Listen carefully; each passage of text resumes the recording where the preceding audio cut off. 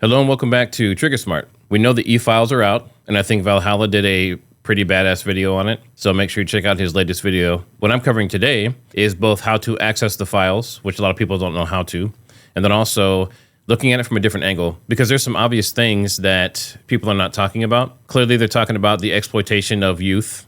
They're talking about the unaliving of youth, satanic rituals, all those type of things. They're talking about the people's names, Jay-Z and others that have been dropped, right? But there are some things that are in the Epstein Files that are not being talked about, at least not widely that I've seen. So that's what I'm going to cover today.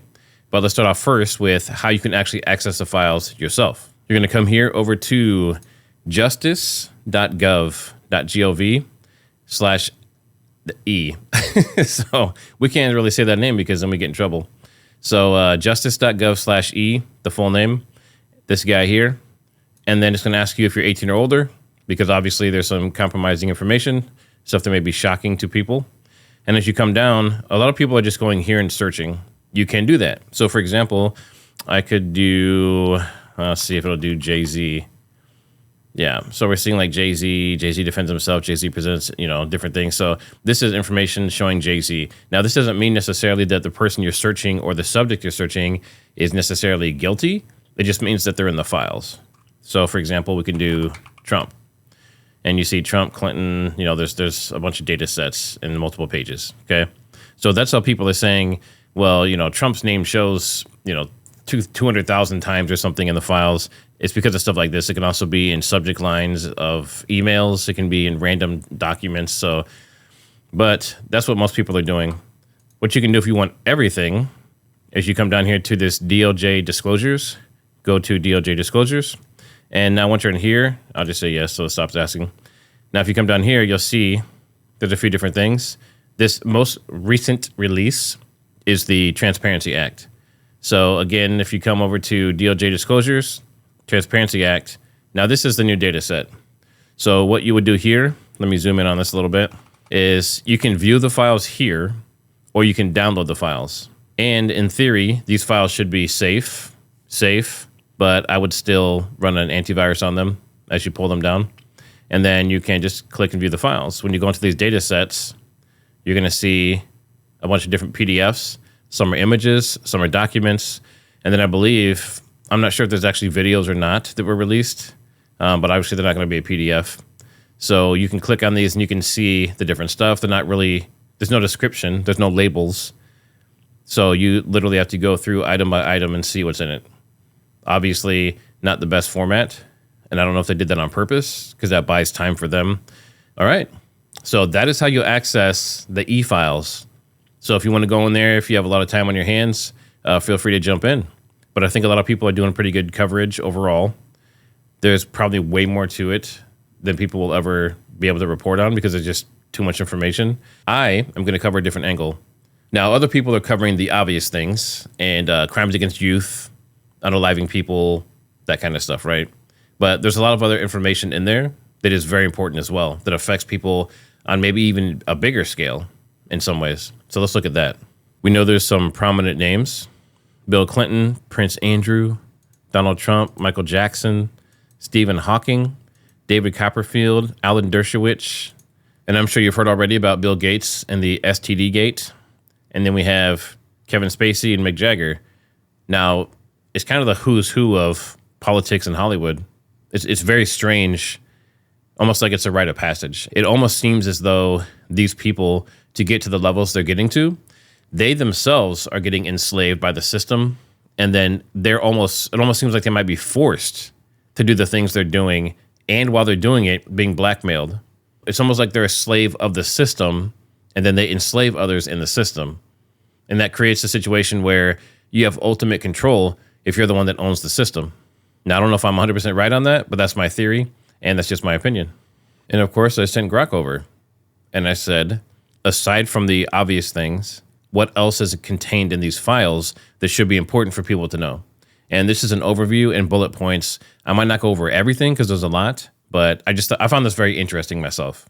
The recent unsealed trench of Epstein Files and documents was released by the U.S. Department of Justice on January 30th, 2026. Over 3 million pages, along with thousands of videos and images. I haven't found the videos and images yet. I haven't dug that deep. And to be honest, I'm not sure if I want to see them, but those are there as well. And that was for the Epstein Files Transparency Act passed by Congress. And it includes previously withheld materials, such as internal FBI communications, personal emails, and seized documents. We know there's high-profile names.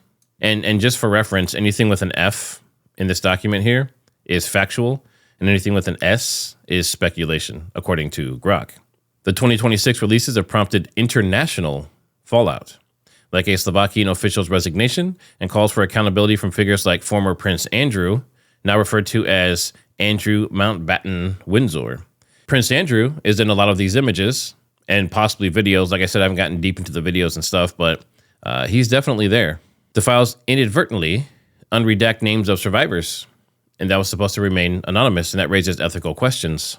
And although the activity has been proven to be happening, this type of activity with these minors, there is no immediate prosecutions following for several implicated parties. I believe there have been a couple arrests, but you're not hearing about any very high-level important people, for the most part, having any issues with this. One question I had about this is, does this fall into the statute of limitations? So say if they did do something and they were implicated in a crime, if it was a certain period of time ago and known about previously, whether it was documented somewhere or whatever, does that absolve them legally for that crime? And through the magic of editing, I've looked it up because I was really curious.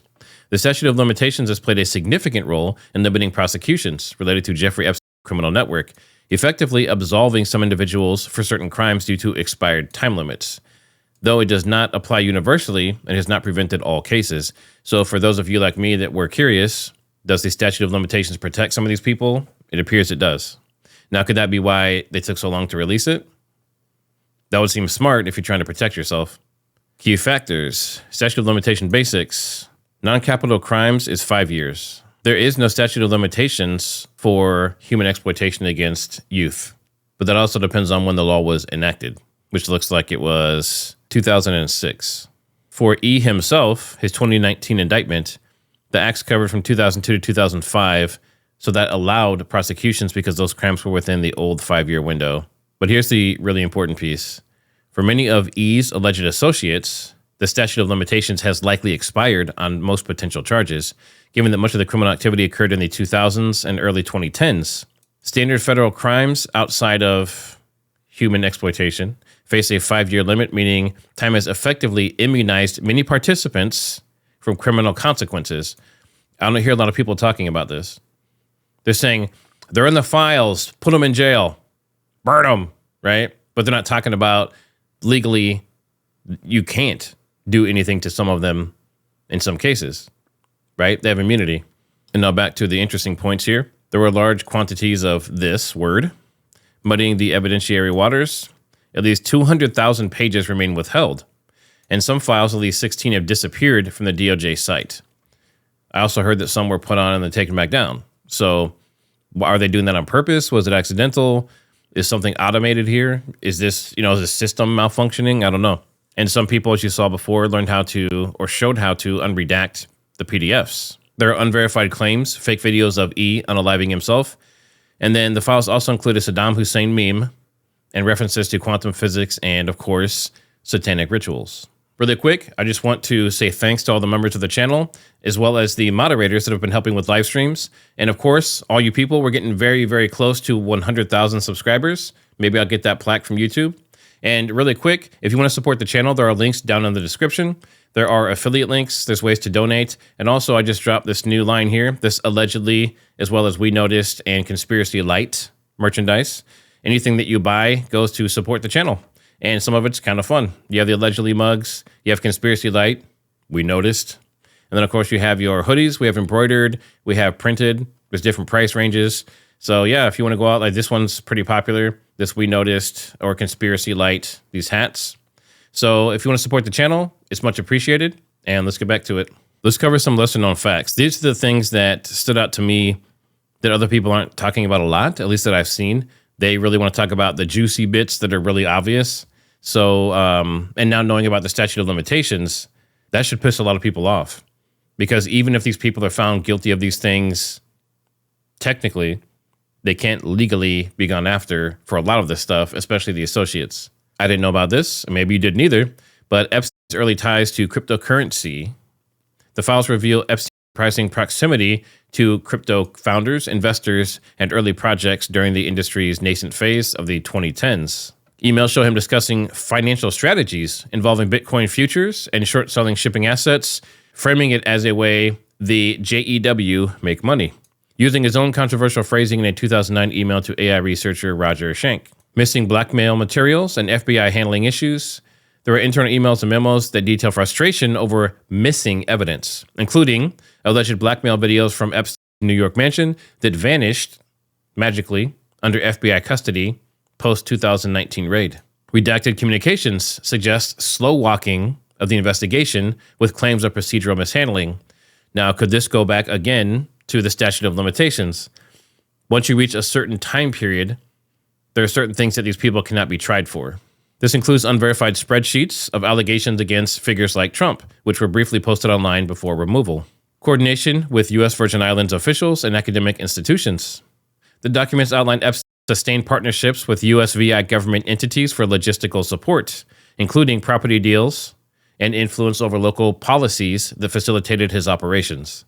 So not only was he doing the operations, not only was he supposedly recruiting these people and putting them in compromising positions, but he had support at multiple levels, including government entities, logistics, property, Bitcoin, it sounds like. So this was a huge operation, much bigger than just a few people implicated in the crimes. There's also fresh details on his funding of elite academic programs, like at MIT and Harvard, not just as donations, but as recruitment pipelines for young talent. Pre-death communications and self-unaliving attempt reports. Epstein's emails from as late as 2019, shortly before his death, show him relaxed and mocking a prison psychiatrist who inquired about his ideation for unaliving, while hinting at plans to relocate him beyond extradition via his network. Files also reference a July 2019 possible self-unaliving attempt in his cell. Now, a lot of people have said that they don't believe he did that. They believe he's alive, possibly, based on some of the stuff that's come out. This is saying that he attempted more than once. E's pre-1980s ties to arms dealing and intelligence networks. Documents reference E's involvement with Robert Maxwell, who is Ghislaine Maxwell's father, as early as the mid-1970s. So this predates the commonly cited 1980s meeting. So this can go deeper and further back and into arms dealing and intelligence networks. This includes money laundering for Maxwell and introductions to British arms dealer Douglas Leese, flipping the narrative that Leese connected them. Emails and memos also tie this to staged unalivings as manipulated self-unalivings in elite circles. And I hate that we have to talk that way to not get censored. Ethiopia as a hub. Ethiopia appears over 350 times in the files, linked to AI funding initiatives, Nile geopolitics, and black market SEX trade references. This includes emails about investments in African tech ventures and coordination with figures like former Australian PM John Howard on government cover-ups. So are you starting to see a pattern here? Everyone's like, oh, it's so terrible what they're doing to the youth. It's horrible that they, unalive people and did that stuff on the island. This is way bigger than the island. Way bigger than the island. This has like international, global, huge implications across multiple governments, elites, military, education, colleges like MIT and Harvard.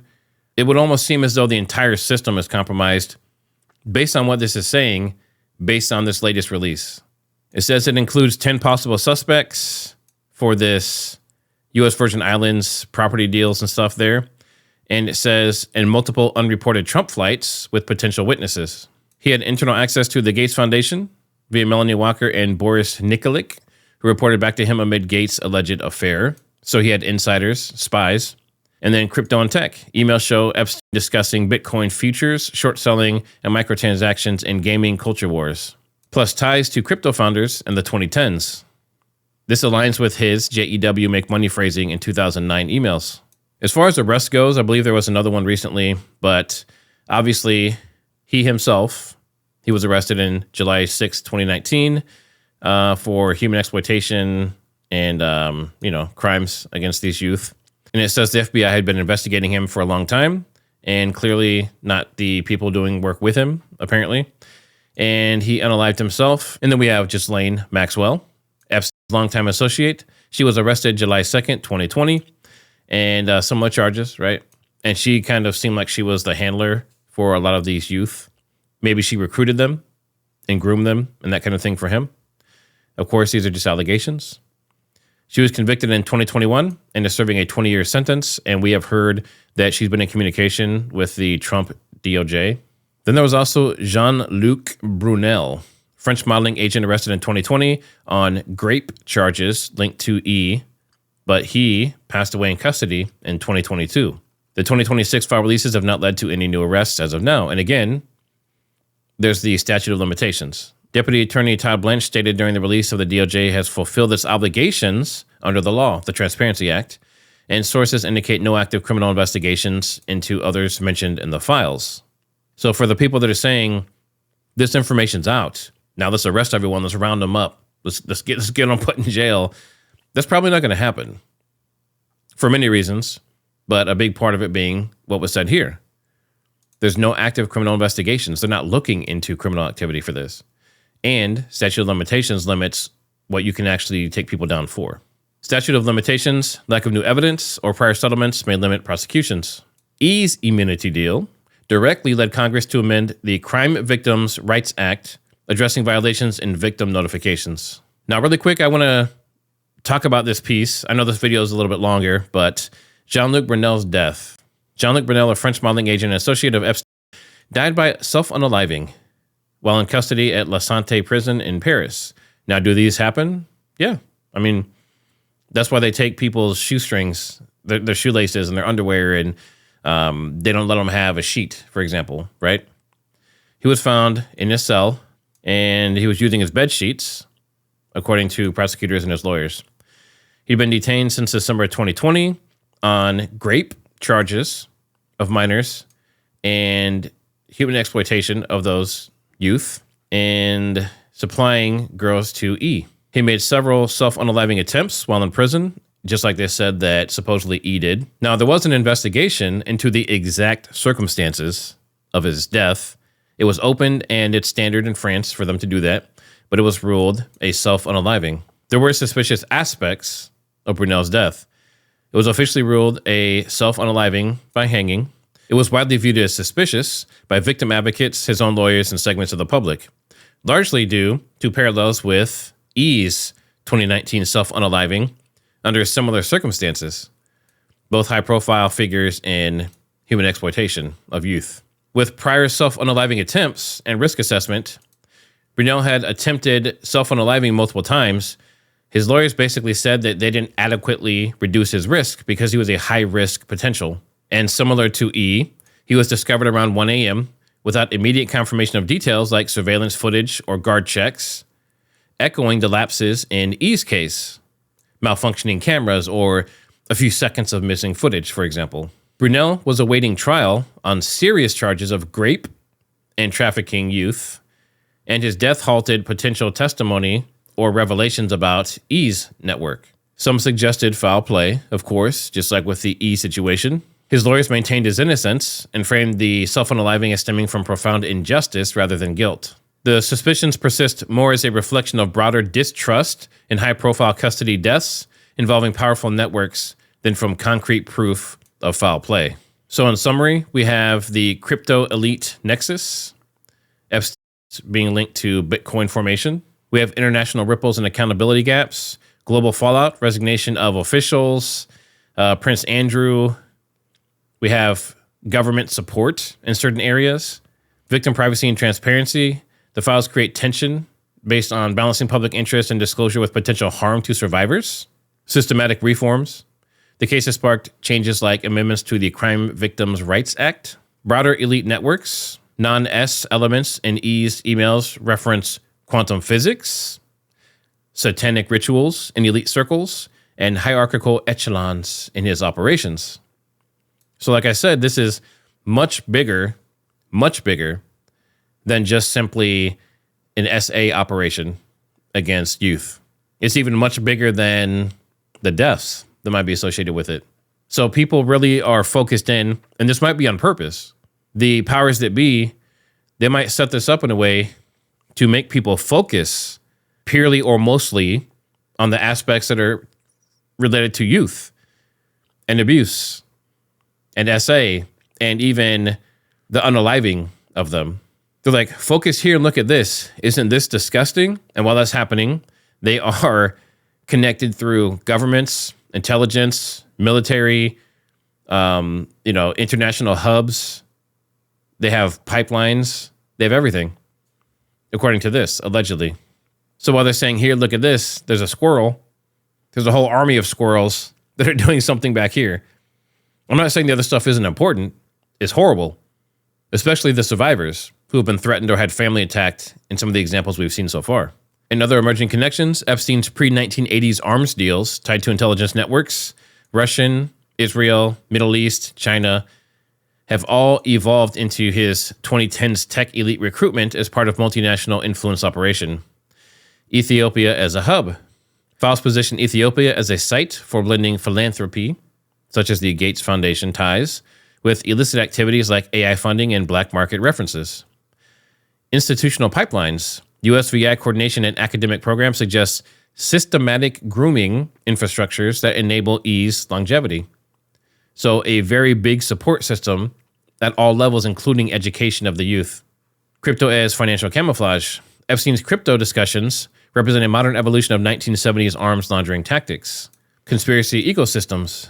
Elements like real intel ties blended with cultural memes may function as disinformation tactics, amplifying division with Ethiopia-Nile geopolitics as a grounding factor. Okay? So they're trying to throw you off the trail. The main point of this video, like I said, was to look at different angles. And that's what I try to do. I try to zoom out, right? I try to zoom out and look at it from a different perspective, because if you're so focused on this one thing, you miss everything else. Say, for example, they do take down these elites that are implicated.